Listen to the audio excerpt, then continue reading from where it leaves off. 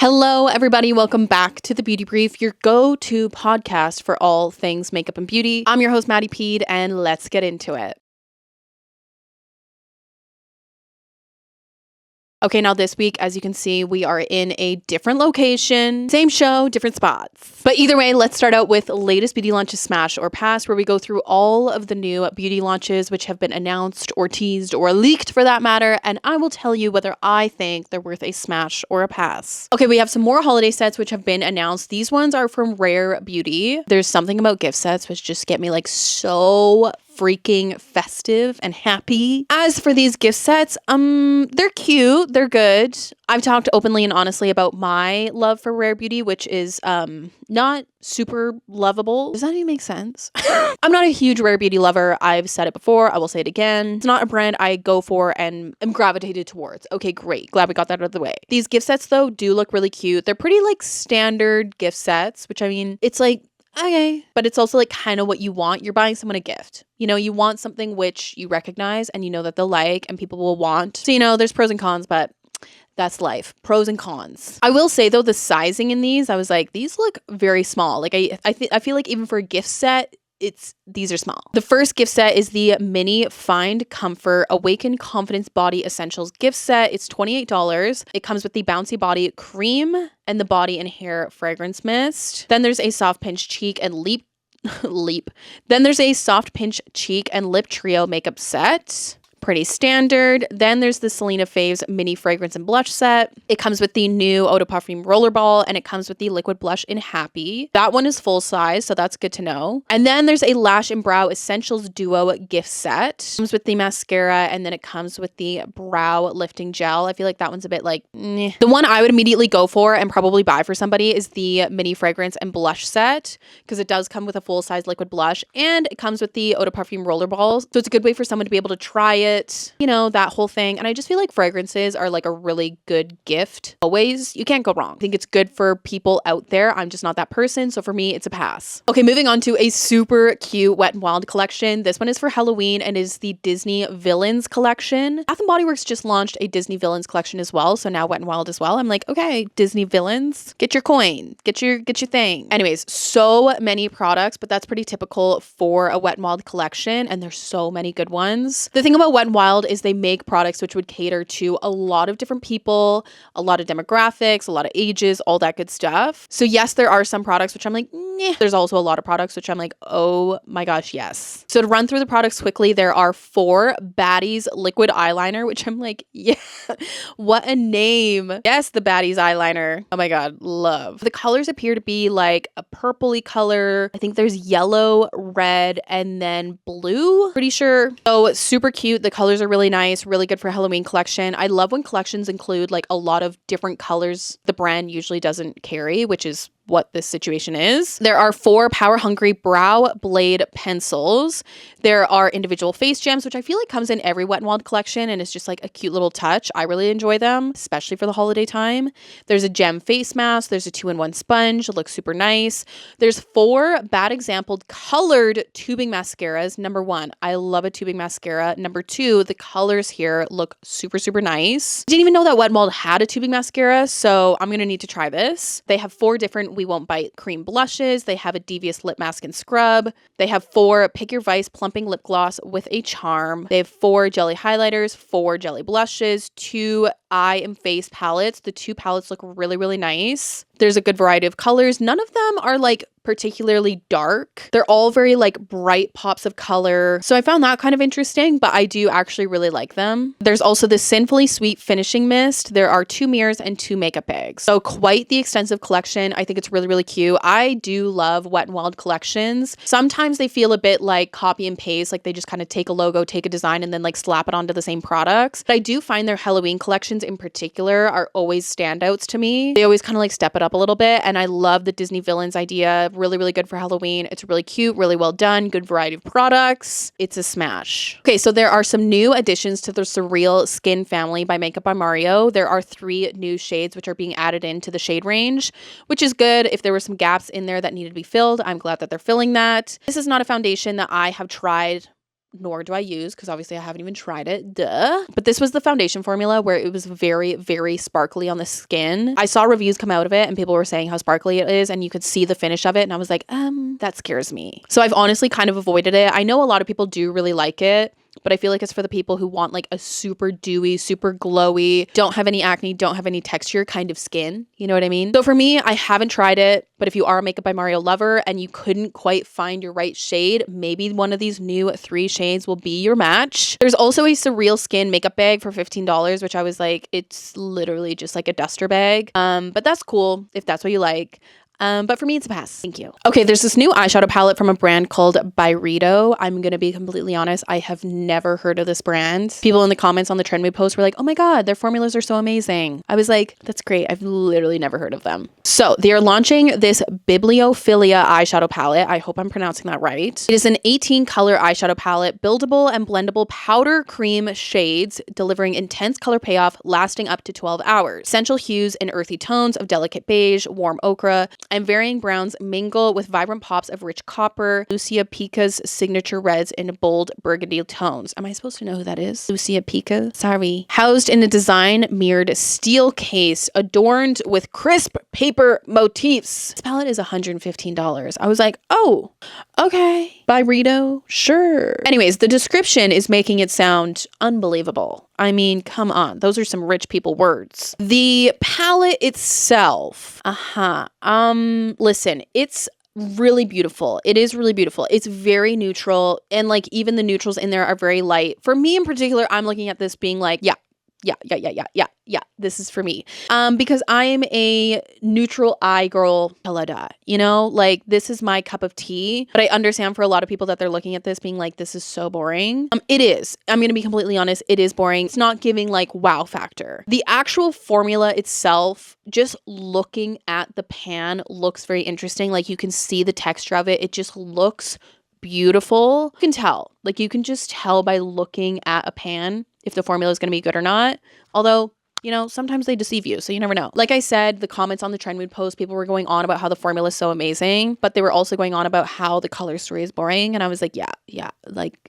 I can see it. I see it. I do. Me personally, for a neutral eyeshadow palette, am I going to be paying $115 for it? No. I think this is really good for like makeup artists to have in their kit, wedding makeup artists particularly. I think this is perfect. But I am very intrigued about this brand and this formula. If you have tried it before, please let me know if it's worth it or not. $115. I'm like, whew, girl, you better be good. Am I rushing to buy this? No, it's a pass. Okay, another holiday collection. This one is from Maison Margiela. Am I pronouncing that right? Was that good French? No, it wasn't. Either way, this looks absolutely stunning. It says, inspired by the fashion collection. Dressed up in a special package based on the concept of sparkling holiday memories with golden light filling the clear winter sky. I will say that's exactly what the packaging is giving. I couldn't describe it any better myself. I would just be like, it's like got some blue on it with like some gold on it. Yeah, it's really pretty.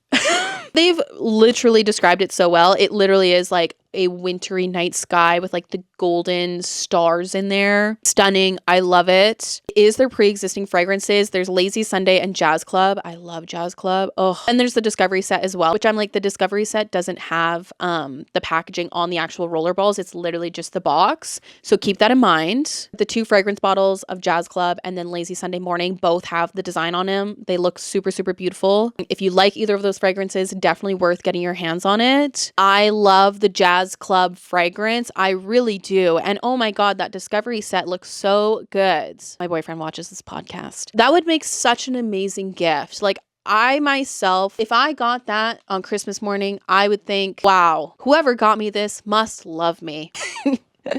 Similar to the Rare Beauty gift sets, it's like, is there a wow factor? Definitely with the design. The design is pulling me in. But there's nothing like groundbreaking about the actual product itself. It's the same fragrances, same Discovery set. Merry Christmas, Happy Holidays. For me, I'm giving it a smash though. Okay, moving on to a product I probably won't try. Last week we had the Gucci Tinted Moisturizer. Now we have another Gucci product. And I'm going to be honest, I'm probably not going to try this. This is the Matte Blurring and Mattifying Tinted Powder. The mattifying tinted powder sounds very interesting, but description says soft and lightweight texture melts into the skin, creating a perfect natural looking complexion, rich with black rose oil to soothe and comfort The formula can be layered for sheer to medium coverage. Powder case includes an applicator and a mirror, perfect for setting makeup or effortlessly touching up on the go. 7 shades online? What? There's only 7 shades? It says 7 shades online Sephora. More shades available at Nordstrom and Europe. Okay, I gotta go all the way to Europe? Girl, come on. So the texture itself sounds very, very interesting. Like soft and lightweight texture melts into the skin. When I was reading the comments on the Trend Mood post, people were saying who work at Gucci counters or work for Macy's or something, I don't know, have felt the powder. They were like, the texture is really, really unique and really cool. Powder itself though is only $65, which I'm like, for Gucci, I feel like, I mean, that $65 for a powder though is still pretty crazy. But I feel like I didn't look at it and think, oh my God, that's extortionate. Maybe it's because 2 weeks ago, Louis Vuitton announced that they're charging $160 for a freaking lipstick. So now I'm like, $65 for a powder? No problem. I don't know. It's just, it's not doing a lot for me. Gucci and like luxury makeup brands, all in all, really have to do a lot for me to wow me and pull me in and make me buy their products. I have my luxury beauty brands, which I love. Hourglass is probably my number one. So if I'm going to spend the money, I typically go to Hourglass. I just don't buy a ton of luxury makeup products, especially when it comes to like powders, that sort of stuff. Either way, it's a pass for me. Okay, moving on to a collection, which I'm going to be completely honest, is doing literally nothing for me. And it's actually so disappointing. Mugler is doing a collab with L'Oreal, which, okay, first thing I'll say, I really, really appreciate that Mugler as a luxury designer brand has teamed up with a makeup brand to like do a collab. Because I'm like, we got all of these freaking luxury designer brands coming out with makeup brands. Louis Vuitton, Miu Miu announced that they're coming out with a makeup brand. And it's like, just do a collab, do a collection. You know what I mean? And like test the waters. Give us a little something, something. Like not everybody needs a brand. I feel like a collection is a cool way to go about it. And also the thing with doing a collection is it's a collection. It's a limited time thing. It's limited edition. So people are more likely to like rush to get their hands on it. There's a little bit more like excitement to it. So I appreciate them for that. However, let's just get into the description and the products and then I'll give my other thoughts. It says the French fashion house is teaming up with L'Oreal to launch a limited edition color cosmetics collection inspired by the Mugler archives before it opens a new chapter with creative director Miguel Castro. The collection was created to be one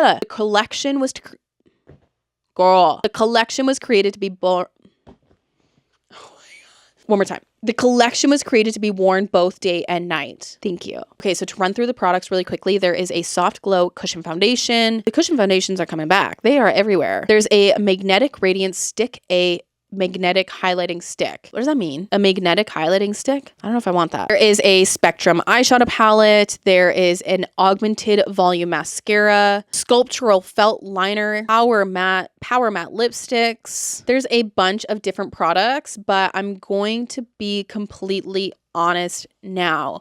This looks cheap. I feel like disgrace is a really harsh word. This is not a good reflection of Mugler. This is not what I think of when I think of Mugler. Like this just isn't it. This isn't it. I no. It's giving cheap. It's giving cheap. It's not giving designer at all. It's not giving edgy. It's not giving the Mugler, which we know. Like this is not this freaking magnetic highlighter stick that's in the bottom.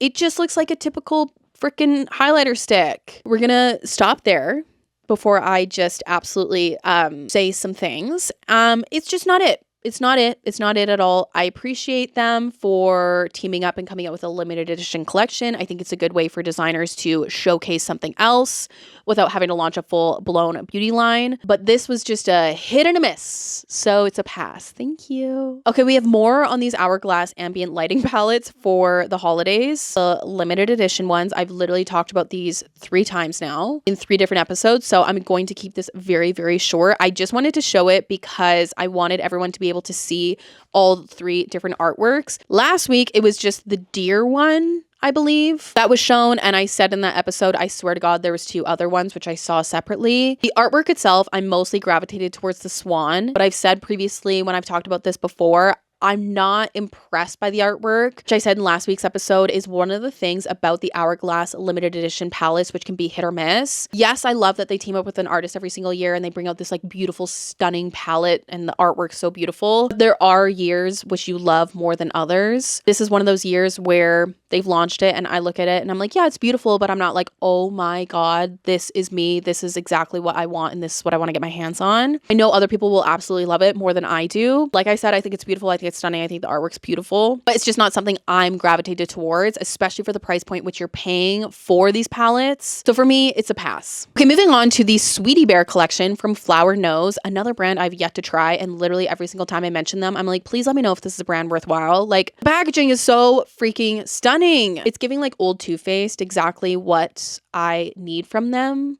in this day and age, but they are not giving me. So I'm happy that the packaging is stunning. The aesthetic is just like so freaking beautiful. But it is one of those brands where I look at and I'm like, is it just gimmicky? Like, is it just really, really pretty, but the formulas are just not that great? If you have any insight on the brand, please do let me know. But this collection is just so cute. Obviously a bunch of like little bears throughout. Very like coquette. Is that the word? Yes, that's the aesthetic. Very girly, very frilly, very extra. Like it's just so beautiful. If you love makeup packaging or a sucker for good makeup packaging, like you will absolutely love this brand. There's a really, really beautiful hand mirror. It has little like bear ears at the top. It's so pretty. There's a bow on one side. The whole thing is just like stunning and over the top. The blushes look really beautiful. It's like a baby pink shade, which looks absolutely stunning. And the actual pan, the artwork on the pan is so pretty. There's a little bear on each of them. I love it. I'm obsessed. Like I said, I'm just skeptical. Like I'm always skeptical of this brand. I feel like there are a lot of brands out there which like go really over the top with the packaging, but the formulas are so bad. Like it's literally just for the aesthetic. It's just for the packaging. That's what I'm scared about with this brand. If you have any insight, if you have any good recommendations, please do let me know. I don't even know how to get my hands on this. Like, where do you order it from? I have so many questions, comments, concerns, but I'm intrigued, so I'll give it a smash. Okay, moving on to a new scent from Sol de Janeiro. The girlies are going crazy. They're going crazy. This one is called Cheirosa 91. This right off the bat, I can tell you is a no from me because it is rosy. So I'm like, I'm not a rose fragrance girly. Every now and then I like one, but for the most part, they're usually a miss. Plus, I'm not a huge Sol de Janeiro girly. I know, I'm sorry. But either way, they're obviously launching a perfume mist and then they're launching a dewy cream. They're really beautiful. If you are a Sol de Janeiro girly and you are a rose girly, you will probably absolutely love this. This is totally up your street, but for me, it's a pass. Okay, moving on to a new blush, which yes, I know, another freaking blush launch. I thought we were like kind of weaning off a little bit. We hadn't had a ton of blush launches, but now Glossier is like, whoa, we got one for you. But I'm not gonna lie, this one actually looks really, really interesting and I'm very, very intrigued. We have had a long enough break from the blush launches that now I'm like, okay, we can have some blushes again. I don't know. Let me know what you think about the amount of blushes we have lately. It is overwhelming. Either way, this is called the Cloud Paint Plush Blush. To obviously go with their Cloud Paint liquid blushes, like OG Glossier product, the one all over the OG Pinterest boards. They're launching a new formula within that family. It sounds really, really interesting. The description says with a pillowy, soft memory cloud texture. Immediately intrigued. That delivers long-wearing, blendable, buildable, soft matte color, well blurring the look of pores. Add it to my cart. Thank you so much. Glad we've had that chat. It's the blurring the look of pores for me. It's just the texture. Like it sounds so interesting. Pillowy, soft memory cloud texture. This sounds like a powdery blush on steroids. It's giving like Maybelline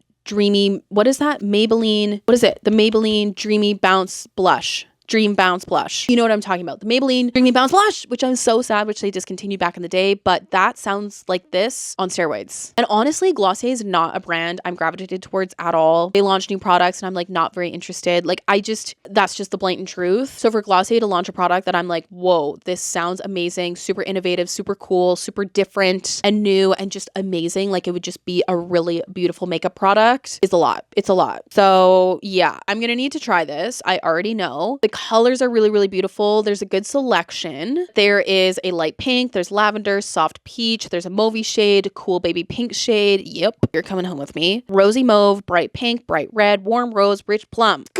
make that a song. There's also a Cloud Paint dual-ended cheek blush brush. One end is retractable. Okay, cool. Tapered synthetic brush, and the other end has a soft, non-absorbent silicone tip that mimics fingertips. What? I don't like that. I probably wouldn't like that other side. The brush isn't doing a lot for me, I'll be completely honest, but the blush itself, I'm so impressed. It sounds so interesting. I'm super excited to try this. I love this from Glossier. It's an absolute smash. Okay, would we be going into fall without a Twilight collab? No, we need some Twilight in our lives. You know what I mean? This one is from Sheglam, and I'm not gonna lie, it's actually pretty cute. Okay, I'm not a big Sheglam makeup girly. I've literally never tried the brand. It honestly scares me. Sheglam kind of scares me. I'm sorry. But to run through the products really quickly, there are some absolute standouts. There is an Eternal Love palette, which looks really beautiful. It's very nice and cool toned. There are 8 shades with shimmer, sparkly pearlescent, and buttery mattes, from moody Twilight mauves to forest floor greens. There is a Forbidden Love liquid blush, which looks so cool. It's such a good like collector's item. It's a red tone blush, melts into your skin for a hydrating, lightweight, and smooth finish. There is the Forever setting spray, which I mean is whatever. There's the Vamp Skin highlighter drops. I could live without the highlighter drops, I'll be honest. There's the Forever setting spray. There's the Soulmates solid perfume. There's an Immortality lip tint. There's a Premonition roll-on lip oil, which looks super, super cool. It's a non-sticky lip oil packed with hydration and bursting red droplets that melt into a high shine finish. So it looks like there's little like droplets of blood in the lip oil. It's really, really cool looking. The full collection is $55.99, which I mean is a really, really good price point. Sheglam is obviously very, very affordable.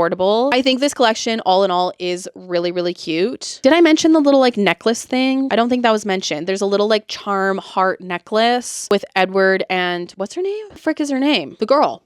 The girl is in the necklace too. Cute. But that's there too, which is nice. So yeah, all in all, it is cute. I think there's parts of it which are really nice. I think there's just been like so many Twilight collections over the years that I'm like, okay, I don't know. I do like the lip oil. That's really cute. I think the eyeshadow palette is stunning. Other than that, I wouldn't be like rushing to get my hands on it. I'm also not like a diehard Twilight fan, clearly, because I can't even remember the girls' names. So yeah. Do I think it's cute though? Yeah, it's all right. I'll give it a smash. I know. Okay, moving on to a MAC product, which I can't believe is coming back. The MAC Pro Lip Erase. When I saw this, I thought it was a joke. I did. I was like, oh, they're just like going through their archives. Because MAC on their Instagram always does that. They'll just like pull out old archived products, old discontinued products, do like a little post on it. And I'm like, oh, okay, cute. And then we just like go about our merry day. So I thought that that's what it was. But no. They're just like full on bringing it back. So I was like, oh, okay. But I did love it. The marketing behind it is just so cute. I made a comment about how it's just like absolutely giving nothing. And that was kind of the whole thing behind it. And cute. 10 out of 10. This is just giving me like such 2005 vibes. Like concealer lips are coming back, apparently. If you don't know, the MAC Lip Erase is a lightweight, flesh-toned balm that visually neutralizes and erases the natural color of your lips. With a lightweight, balmy texture, it performs like a concealer on lips. Pair it with your favorite lip pencil, lipstick, gloss to shift your shape and achieve all new effects. There are 10 different shades and they are $25 each. So I'm not gonna lie, other than using it for like concealer lips, I literally do not understand what this product is for. So I went into the comment section and I was trying to look for other people who were like, what do you use this for other than concealer lips, which we don't do anymore. Somebody did comment, it neutralizes the natural color of your lips. So when you apply lipsticks, the color looks more true to the shade you see in tester photos. I was like, oh, that makes sense. Cool. So for that reason, I'm very, very excited to try it because I'm not gonna lie, when I do wear concealer on my lips and then a lipstick over top, like it just gets so like crusty and dusty a lot quicker. I don't love the look of it. So maybe if this is more like a balm and less like a concealer, I would like it more and the effect would be better. I am intrigued. For nostalgic purposes, I am going to get this. I just have to, okay? It's a smash. We all know how I feel about MAC Cosmetics. I love them. The biased opinion. I know. I understand. Moving on to our next segment. It is a brand new segment I want to talk about, which is WTF Beauty Archives, where we do a deep dive into old and discontinued makeup products and ask ourselves, what were we thinking? Or should I say, what was the beauty world thinking? What look was this going to serve us? Who was going to use this successfully? Starting out first with one of my favorite WTF products. This is the L'Oreal True Match Roller Foundation. I fell for this and I fell for it hard. I distinctly remember seeing this in the grocery store. Go back to going grocery shopping as a kid. I would always be like, yeah, I want to go. But it was so that then I could creep the like makeup aisles and I would wind up getting something. And that grocery trip, I got the True Match Roller Foundation. foundation. Good times. It was literally like a paint roller. Take a paint roller and make it like small size for your face. And then there was this little like cream foundation compact that you rolled it in, and then you rolled it on the skin, and it was supposed to give you like an airbrushed finish. It was giving like, let's just enhance the texture. Let's get a really uneven foundation look. I mean, yeah, sometimes am I so lazy to do my makeup and I literally just want to take like a paintbrush roller and just roll on the foundation? Yeah, that sounds really good in my head, but I know that my makeup would look like absolute shit. So I don't do it. So like, how are you supposed to get into like all the nooks and crannies of your face, like around your nose and stuff like that? Like, it just was not a good time. Actual cream version of the foundation also wasn't good if you just wanted to like get rid of the roller brush. None of this was good. It was just an absolute miss, and you look at it and you just think, why? And I fell for it. I was victim to this foundation. I know. Okay, moving on to the Lancôme Oscillation Mascara. This was a vibrating mascara. Yeah, I'm scared. I'm worried. When we talk about vibrating mascaras, I just think it's a lawsuit waiting to happen. Like, that cannot be a good time. I personally never tried this specific mascara. I never even tried any of the vibrating mascaras that I really remember. Maybe I tried one of like the Revlon or Rimmel ones, but it didn't really vibrate. I'm thinking of the Lancôme Oscillation Mascara, which I literally remember seeing on like the shopping channel and everything. And you just think to yourself, how much is this vibrating? It's got to just be a little bit, but like, why? Why do we need to have a vibrating mascara? I get that it would like get into all the little nooks and crannies. Like, if you're someone who applies their mascara by doing like the little shimmy, I like to call it, and sure, you might like this. But even then, I just think, my God, I would hate to finish my eye makeup, go to put on my mascara and get mascara everywhere. Like, imagine missing and then it like gets your nose or something. No. Don't think any sort of vibrating mascaras exist in this day and age, and I fully believe in my head that it is because somebody filed a lawsuit. And then all the other makeup brands were like, yeah, this is actually a horrible idea. So now no one makes a vibrating mascara. So I'll never know, but this mascara was genuinely battery powered. You had to put a battery in it. It's gonna be next, the roller foundation is going to be battery operated as well. Okay, it's just, no. Okay, moving on to another really, really weird mascara. We have the Revlon Dial-A-Lash mascara. This was one which so many viewers commented on my TikTok and Instagram. I did a segment where I would talk about discontinued makeup products, which you wouldn't believe even existed in the first place. And so many people would comment this mascara, and I was like, no way that this existed. You could just like dial the thing and switch the wand. But yes, that's exactly what you could do. So it says in the little description that I found, because I want to get this right, it says it had an actual little twist dial at the end. You could customize your lash look by adjusting the brush size. So it kind of sounds like super futuristic and something which, like, yeah, maybe like 20, 40, 50 years to come, like, sure, a dial mascara where you could like switch the brush, it seems doable. But this was a thing like back in like the 90s or something like that. And I'm like, how is this? I have so many questions. All I can picture in my head is one of those pens, you know exactly what I'm talking about, where you could like switch the colors. Like, that's what I'm picturing happen. It sounds messy. It sounds like it's gonna break within like the third or fourth use. In reality, would I love a mascara like this? Yes. I would love a different mascara for one thing, and then switch to like a volumizing one to finish it off, and then have like a separate one for the bottom lashes. Like, who wants to buy so many different mascaras? I already like use two. Two's a lot. But in reality, if I could, I'd use like 4 to get every single little thing I want covered for my lash look. So I get what Revlon was trying to do, and in retrospect, it seems like a really good idea, but the execution just wasn't great. So we're looking at it now being like, nah.